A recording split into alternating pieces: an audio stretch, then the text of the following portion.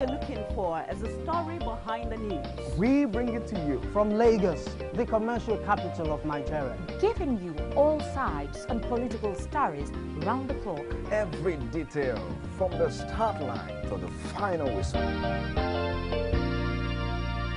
CoreTV News, expanding your view.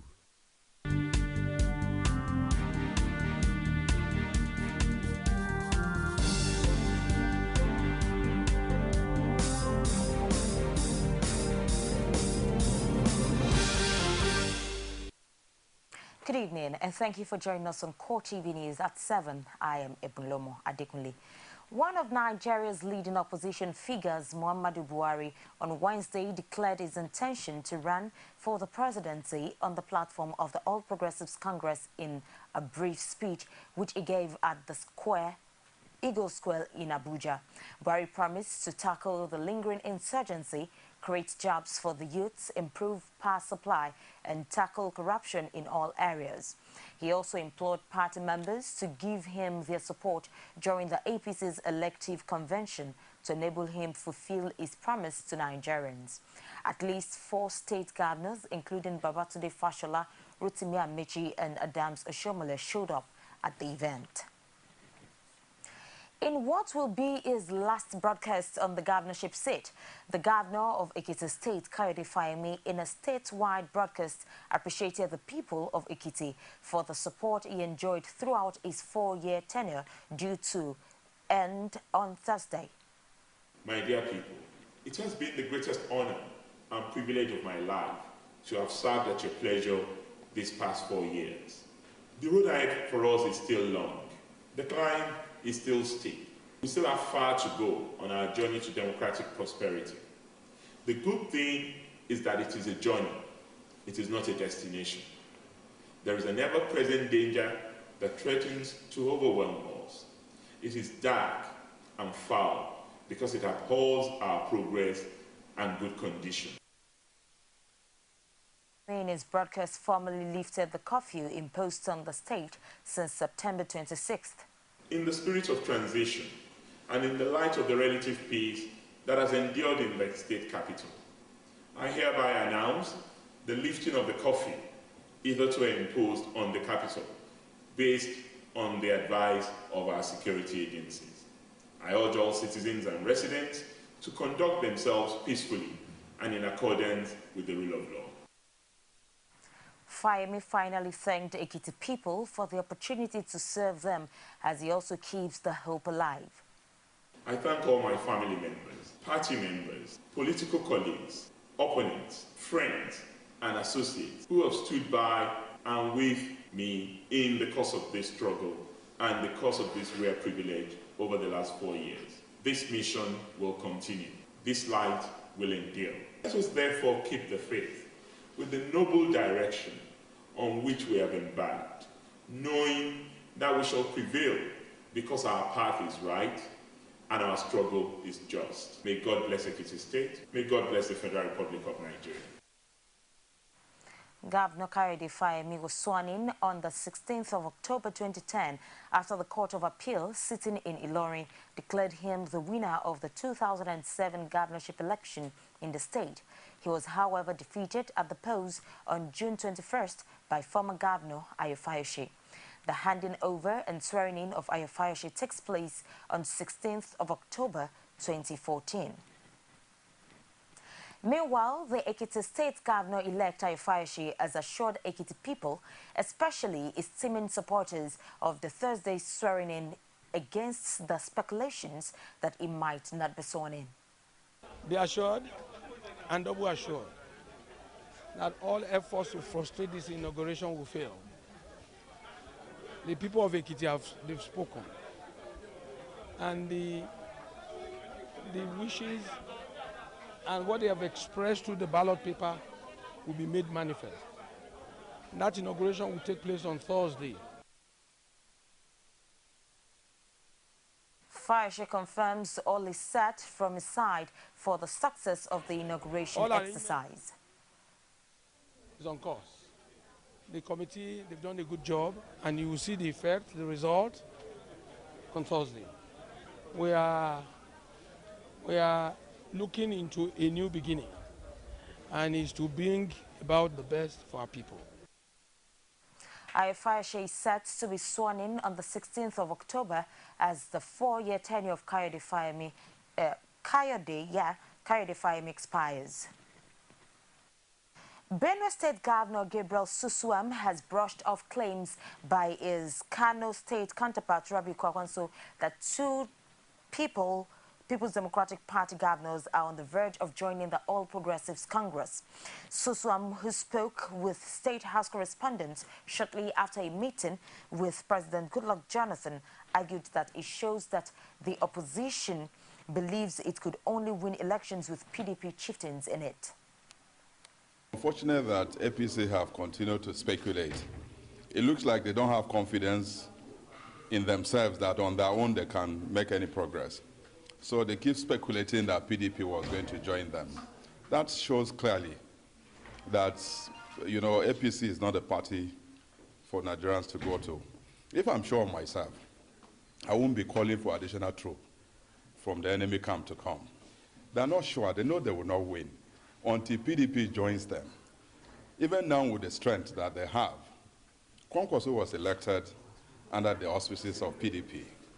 He has added value, so to speak, to APC. They now discovered lately, though, that in spite of that, they can't make any progress. And so they are now speculating and hoping against hope. It's not going to happen. The governors that I've mentioned, none of them is going to go to APC. No governor from PDP. You take that from me. He didn't mention me, but no governor from PDP. Rather, we are having people who started PDP who are very strong, like the Iroko, coming back to join the families that they left for some times. Nigerian women have been charged to vie for political posts and stand as agents of peace and national development ahead of the 2015 elections. Wife of the president, Patience Jonathan, gave the charge at the distribution of empowerment materials and commissioning of Women for Change and Development Initiative Secretariat in Ibadan, Oyo State. Omotayalo has more. The Lake Salami Stadium in Ibadan was filled to capacity with women in high attendance, as they are the major beneficiaries of the empowerment materials. In addition to over 300 women from 33 local governments that benefited, 4 tertiary institutions were also given verses. The president's wife also enjoined women to be instruments of change and be the backbone of support for their family by making good use of the empowerment materials. Registration is at the door. Come out in mass and register. And vote yourself, women. Don't put another woman down. Love one another. Be united. Women, be agents of peace. Around you there should be peace. Your watchword should be peace, peace, peace, peace, peace. Your song should be peace. Wherever you are, peace. I have told you, I'm Mama Peace. Wife of the Oyo State Governor, Florence Ajimobi, attested to the power of women in nation building while appreciating the president's wife for her kind gesture. For us in Oyo State today, the concept of empowerment involves emotional and psychological empowerment, as well as physical and health empowerment, in addition to financial empowerment, in order to foster an all-round and well-balanced development of our women. For the convener of the event, Olajumoke Akinjide, every government must henceforth see the need to give women a seat at the table of governance and economic activity in a bid to develop the nation. In the society at large, through the Women for Change and Development Initiative, Your Excellency continues to raise awareness among every strata of Nigerian society of the need for gender parity, gender mainstreaming, and women empowerment. These beneficiaries say they would put to good use the empowerment materials and reignite their participation in Nigerian politics.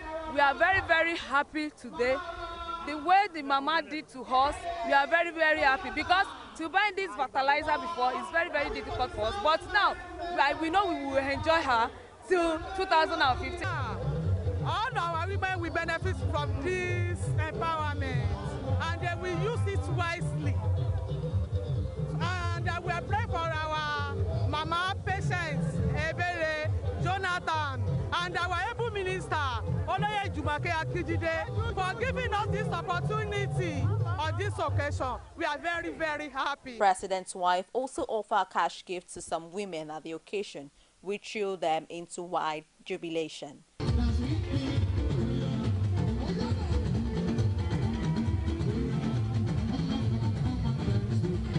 Even though organizers of the event deny its political undertone, its timing leaves very little doubt on the minds of political observers that the countdown to the politics of stomach infrastructure ahead of the 2015 election has started.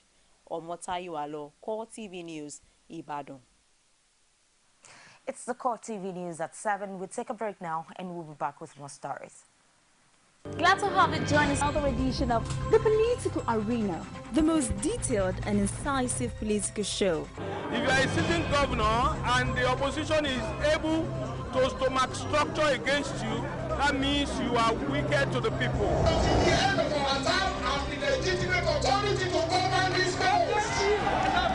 They gave me 20 minutes to move or they will shoot me. He has no chance for survival.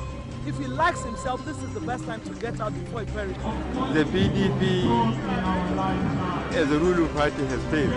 So anybody who thinks that government will fold his hands and allow miscreants to take over the streets of our own state and cause havoc is deceiving himself.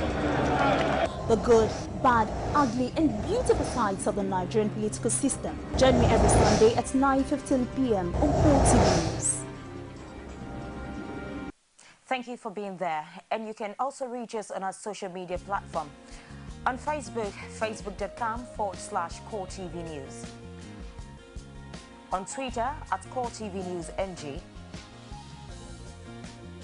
And on YouTube, youtube.com/CoreTV, leave a space, then news. The Bring Back Our Girls group had planned a peaceful protest march to the presidential villa as part of activities to mark its global week of action. But events took an unexpected turn when they were stopped a few distance away from the gate. Female police officers formed a human barricade alongside other security personnel to cordon off the entry to the presidential villa. Here is the report. This is one of the busy roads in the Abuja metropolis that became deserted in a matter of minutes when the Bring Back Our Girls group took their protest on the road. Bring back our girls now in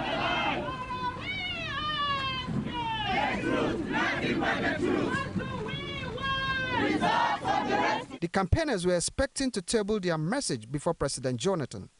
That was, however, not the case, as they were confronted by security personnel not too far from the gates of the presidential villa. But they are not deterred. They insist that they must have audience with the president. And they are gone. And we seem to all want to move on. No, we cannot move on. We can't move on. It has been since the 30th of April that we have physically engaged on the matter of the rescue of our daughters. And we will not stop. When shall we stop? Not until our girls are back and alive. When shall we stop? Not without our daughters. What do we want? Bring back our girls now. Just like their last attempt to see President Jonathan, they were met on the streets by a government delegation led by the Minister of Women Affairs, Zainab Maina, with the Minister of Water Resources and Lands and Housing, Intu, who promised to deliver their message to the president. Carefully, and when each and every one of your questions and your comments have been noted, or your comments have been noted, you have sent us to him as he sent us, asked us to come and meet with you on his behalf. But I think there are one or two issues that. But this man insists that government must negotiate with the insurgents. We know Mr. President is there, not by mistake. God placed him there, and God knows he can do it. We know he is trying, but we want him to try more than this. I will urge Mr. President to use negotiation to bring back our girls. I wonder what happened. America came in, some other nations came in to help us, and what makes them to go back again? I'm so much disturbed in this case. I know the military men are trying their best, but I have doubt in the military men. This member of the group cannot understand why they have been denied access even after she claimed their request was acknowledged. We are just simply making demands that are in our constitution. The demand for the Chibok girls, I think everybody needs to understand, it's not a privilege for them to be rescued. It is their right as enshrined in the Constitution of the Federal Republic of Nigeria, and that's why we're just making a simple demand that it's illegal. So we wait and see what happens. But we are a group that has acted on our core values, one of them which is of ability. We are courteous, we are disciplined, we do not take things anyhow. So we listen to our leaders and we'll do the needful. But at the same time, we are calling onto the president that he needs to meet his citizens that gave him the mandate to be where he is today. He needs to come out and he needs to address us. The issue of the Chibok girls, honestly, the fight for that Chibok girl, the rescue for the Chibok girl is the rescue for the soul of this nation. It's now more than 6 months after the abduction of the Chibok girls, and the campaigners say they will continue to push their cause until the girls are brought back alive. The regular venue used by the Bring Back Our Girls groups for its daily protest was on Tuesday morning taken over by a rival group which is also campaigning for the return of the abducted Chibok schoolgirls. The group, who tags itself a coalition of Nigerian youth groups, is more sympathetic to the government and wants the insurgents to return the girls unconditionally. They made their position known at a rally at the Unity Fountain. Pius Samuel reports. This is the popular Unity Fountain in Abuja. For several months, this has been the venue of the daily sit-out protest by the Bring Back Our Girls group. The campaigners had planned to converge here before moving the protest march to the presidential villa. But when CoreTV News crew visited the fountain, this group of youths had taken over. Like complain, release our girls, but this time around we realize that it's like that thing is coming down and these girls are still there, so we don't need to try to relent. We realize that we just have to continue hammering and continue murmuring and continue making noise about this issue until all these girls are released. The Bring Back Our Girls group had claimed that hired hands had moved to the fountain to disrupt its plans. But these youths denied being sponsored by anyone. Nigerian youths, we don't have any sponsor. For now, there is nothing like sponsor. We are just gathering ourselves because this issue is bothering us, seriously bothering us. So we cannot continue sleeping and seeing our sister inside the bush. So even if there's no sponsor, we can use the little thing we have in our pocket to mobilize ourselves there and still continue agitating and begging. This time around is all about begging. We are begging Boko Haram seriously, and we are ready to work with our security, Nigerian security, because we know that they are seriously working. They also insisted that they want the Chibok girls, and with songs on their lips, they say nothing less than the return of the girls will be accepted.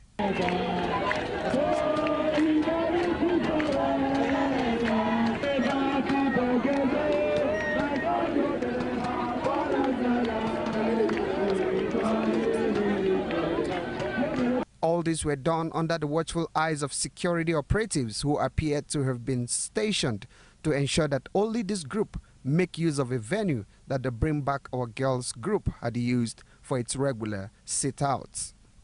Pius Samuel, CoreTV News, Abuja. A member of the Chibok community, Samson Adoku, cites villages in the area now almost deserted. He told CoreTV News in Abuja that over 75% of community members have fled for fear of Boko Haram attack. He also revealed that troops have been having regular gun battles with insurgents in the area. To tell the government and to protest to the whole Nigerians, that we as people of Chibok, we are concerned about our girls that have been taken for the past 6 months. I was in Chibok day before yesterday, and to tell you the truth, the parents are in a very terrible situation. Some of them, I talked with them, and they were saying that they cannot even work in the farm. It is better off for them to be, for them to know that their daughters or their girls are no longer alive than the kind of situation that they are going through. Any explosion that they had, they will imagine that their girls are with them over them. It's kind of a very terrible situation. So could you give us how the military operations is going on there? Since you just came back, was there any sound of explosion? Were you able to run into any military formation or troops trying to go into the forest in order to face the insurgents? Yeah, I heard a lot of explosions, especially on Saturday. On Saturday, I was in church actually on Saturday, and you can hear the vibration. The roof will be shaking, and it's terrifying. Actually, there are lots of military operations going on over there because when I was coming, there are many checkpoints. The senators assured Nigerians that the 2015 budget would be passed into law before the end of the year. Deputy Senate President Ike Ekweremadu, who said this while presiding over plenary, confirmed that the Senate would receive the 2015 appropriation bill from the executive within the next few weeks. He also said the Petroleum Industry Bill and the Constitutional Review Amendment Bill would be given accelerated hearing. We are expected to consider and approve the appropriation bill before the end of the year. And we also made a commitment to consider the Petroleum Industry Bill in the weeks ahead. And importantly, as you are aware, we have our primaries and congresses coming ahead of us. I would like to wish everybody good luck. So it is going to be a very challenging and intense period, but I believe, as always, that will bring our usual sense of commitment and patriotism to bear in order to overcome these and more challenges. So once more, I welcome all of us back to plenary. Osun State Governor Rauf Aregbesola says all tertiary institutions, especially polytechnics, should concentrate more on skills and technical knowledge acquisition as a major form of study. Aregbesola made this observation while delivering a lecture at the Maiden Education Summit of the first community polytechnic in Nigeria, Igbajo Polytechnic, Osun State. Aregbesola blames the high rate of unemployment in the country on lack of specialization in higher institutions of learning. But let me quickly add something. I don't want it to not be all talk. Please, need to put their resources and energy into this polytechnic. Must not fall into the cheap trap of making it jack of all trades. No, don't do it. You achieve nothing. As a matter of fact, I know those who are into business here will not like this. Close, if you already have it. Close anything to do with business and administration. Focus on technical skill and education in such a way that you will be the best in that field in the foreseeable future. Must concentrate on what we need to provide life more abundantly for our people. Aregbesola posited that institutions graduating students without core specialization and technical skills are doing the nation more harm. The basic understanding of what education should be. Our general understanding of education is a certificate to cheat society, certification for fraud, certification for false life, certification for living beyond one's means and ability. It's not certification to be professionally useful to society and community. So we must commend the initiators of this for thinking about empowering people not only to be used to themselves, but to their community, society, and people. And it is my honest belief that the problem is not beyond remedy. We only need to admit the fact that there is a major disarticulation between the products of our higher institutions and the skills requirement of our economy. We can therefore focus more on training the middle-level manpower that we need more. And that's it on CoreTV News at 7. Join me again at 9:45 for the primetime news. Thank you for watching. I am Ebulomo Adekunle.